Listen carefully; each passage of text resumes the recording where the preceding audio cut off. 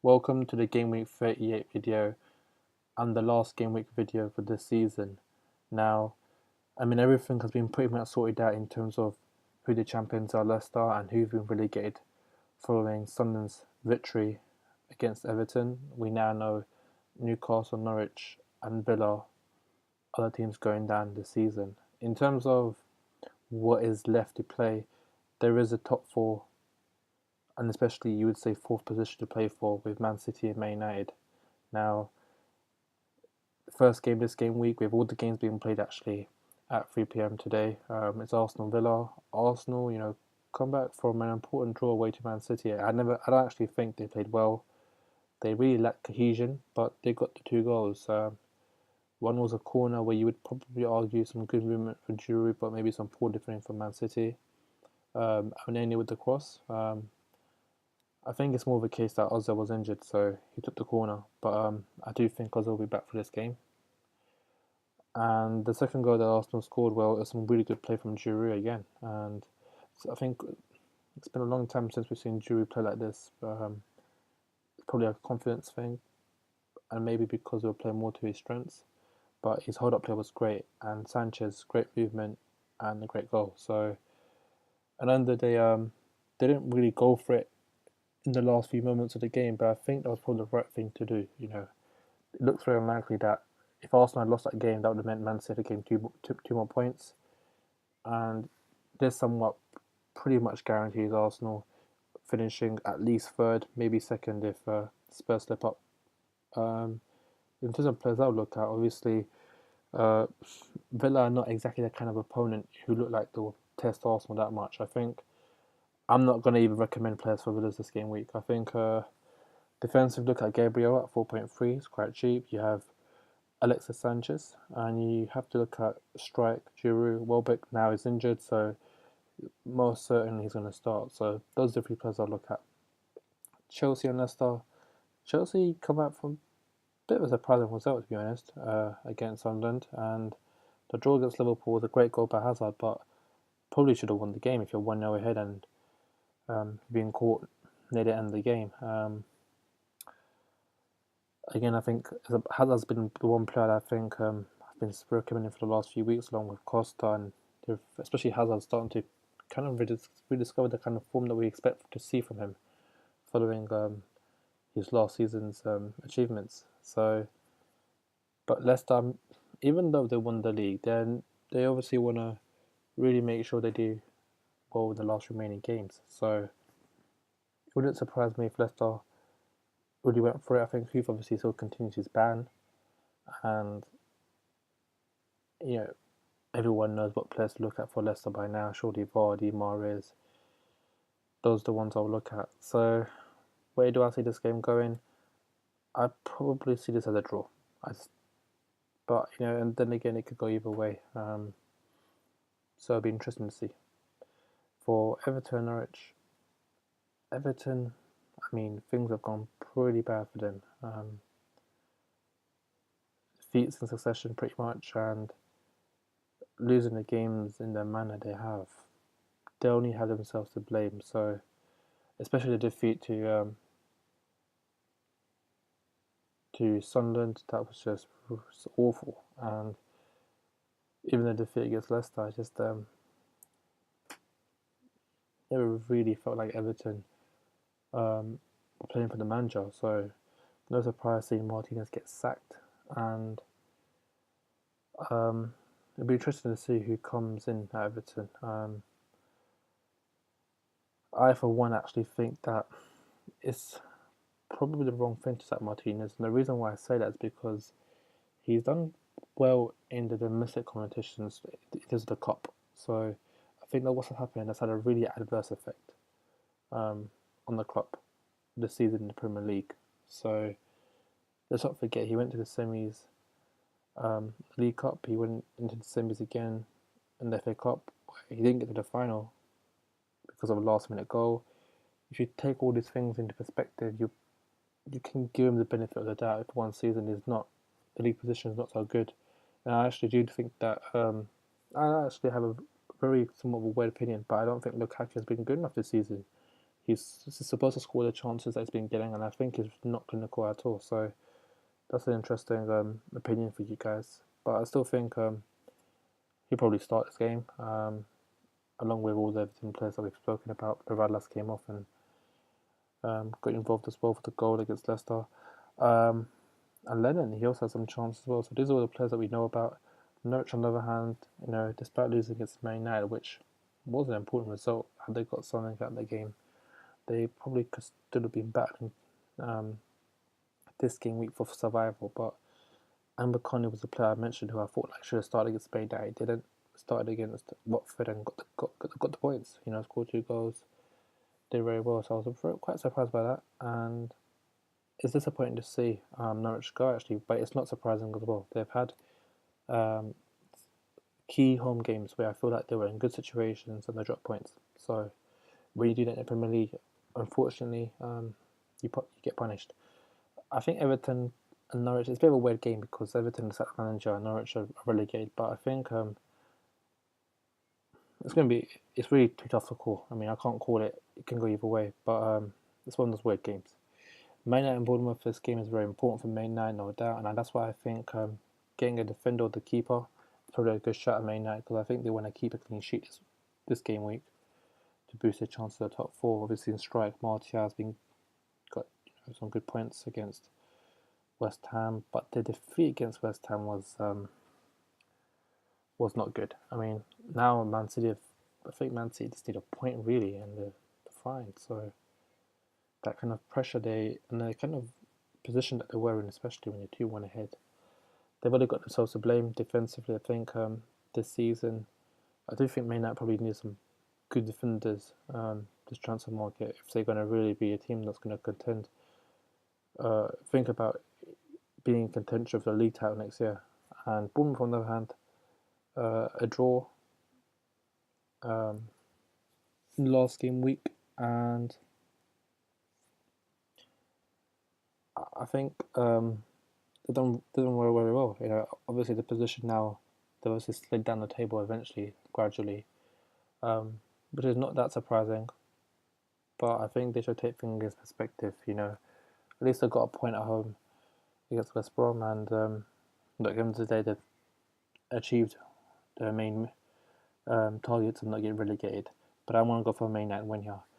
Newcastle, for them not to score against Villa, then I think they really do deserve to get relegated. I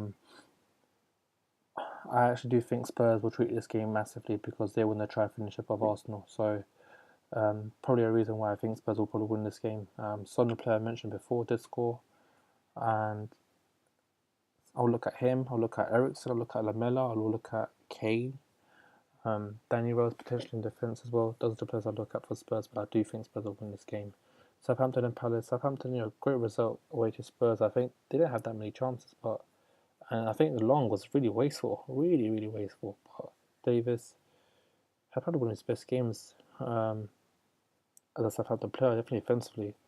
And you probably say they deserve the result, but credit due to the central defenders. I thought Van Dijk in front had a good game actually. So Koeman, I'm sure, wants to try to get his team to finish in the Europa League. It would depend on them and West Ham as well, and also Liverpool, I would say, right away. But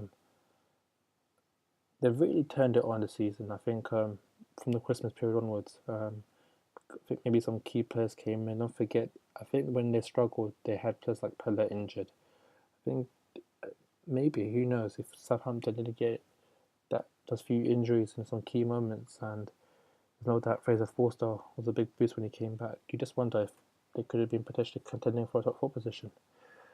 Palace, important win for them against Stoke. I just think it just relieves a bit of pressure. I mean, fans are not really going against Alan Pardew, who I think is a very good manager, to be honest. And Gale with the 2 goals. It'll be interesting to see if that's a performance more for his future in terms of trying to get him move away, because he's not really been that first team player. And Balassi had a good game as well for Palace. I'm going to go for a Southampton win. Stoke and West Ham, it is an important game for West Ham, but I think Stoke probably have enough. They probably want to end the season as high as possible. Again, Mark Hughes done the job this season. It'll be interesting to see what they can do next. I mean, they managed to bring a player like Shaqiri during the market, so I guess the next step will be trying to bring a player of similar profile, and whether they can execute that again, that will be um, in everyone's kind of mind to see if they can actually pull it off, because that's probably what they need to do if they want to really propel themselves high up the table. West Ham, on the other hand, disappointing result against Swansea. I think they really should not have lost that game, but Swansea have really started playing some really good football, and they went for it and they got caught out. But the game against Man United was a great farewell to Upton Park, and obviously players we've always spoken about, Payet, I still think Carroll, even though they didn't do much, it's a good player to have played both the games 90 minutes. You got Antonio, Creswell, those are the players. I mean, I had 3 West Ham players, and Payet was my captain. He did pretty well. I'm gonna go for probably a Stoke win or a draw. I think Stoke probably won't end the season on defeat, but who knows? Swansea Man City, big game. Swansea have shown some real good form. RU I think has really started to really do well. I mean, it's been struggling for the last few months, but seems to recapture his form in the last few games. But I don't think it will cause much problems actually for Man City. I think they will probably do the job, and I say probably because they've been shaky defensively, and the company being injured has not done them any favours. So you got to say, I mean, I do think Man City will do enough. I don't see them losing the game because the fact that Man United lost, they only need a point. So the question is, if Man City needed to win, that would have been a different story. But knowing that they need to draw, it's just does put them in that kind of strong assertive position where they kind of their favourites have to finish top 4. The players I'll look at for this game week would be De Bruyne and Aguero. With the rest, it's kind of an open pick, but definitely those 2 players who both got goals against Arsenal at home. Watford and Sunderland. Watford season's kind of fizzled out for them. 2 defeats in a row. It'll be interesting to see what they do with Flores, but look, at the end of the day, they've done the job this season, survived, and I always say when a team gets promoted, survival is the only target. It should be the only target. So credit to them. Next season, can they do a Leicester? Probably not. But Igalo is a player who's really dried up. I think it goes to show that he was very much in form when that happened. It was things going for him. But I do think Dean is a better player, so he's a player I'll look at. Sunderland, on the other hand, really, I think Sunderland need to try to treat every game as like the last few games of the season, and I'm pretty sure they'll win them all because when things get really tough and important, that's when you see Sunderland really perform. Players like I mentioned, Van Arnhout, Defoe, Barini, these players all got points in the last few games. So again, as much as I would say I'm recommending them, I still think they'll probably go for it and want to do well. But they've done the job, so I won't be surprised if they kind of go down a few gears. And the last game, West Brom Liverpool. Again, West Brom season's kind of fizzling out. A draw against Bournemouth, one done with a goal, and I probably see Liverpool winning this game. A draw on the day, which against Chelsea, which shows the kind of character the team has on the clock. They refuse to get defeated, which is we're interested to see how well they do next year. With Origi having his injury problems, I think Sturridge is a player to look at. Coutinho, Firmino, but they do have the Europa League final coming up, not too far away. So I'll probably go for a Liverpool win. So that's my answers for the game week 38. Just want to say for everyone who's been watching my videos, especially from the start, just want to say a big thanks. I know there's improvements that I can make on the channel, which I hope to do during the summer, and I'm actually planning to cover the fantasy for the Euros, which will start, I believe, on the 10th of June. So I'll be giving a future video on that, and I very much look forward to next year's fantasy. So I just want to congratulate everyone who's done pretty well in finals. Wish you guys good luck. In terms of me this season and evaluating my performance, I pretty much know what I've achieved this season in terms of only winning private leagues pretty much, which has not been, it's not very, that's not the norm that I've set, but it's been a weird season for me. I guess it's been a weird season for everyone in a weird way, because who would have thought Leicester would have won the league? But it does look like I'll probably finish near the 5 to 10% region.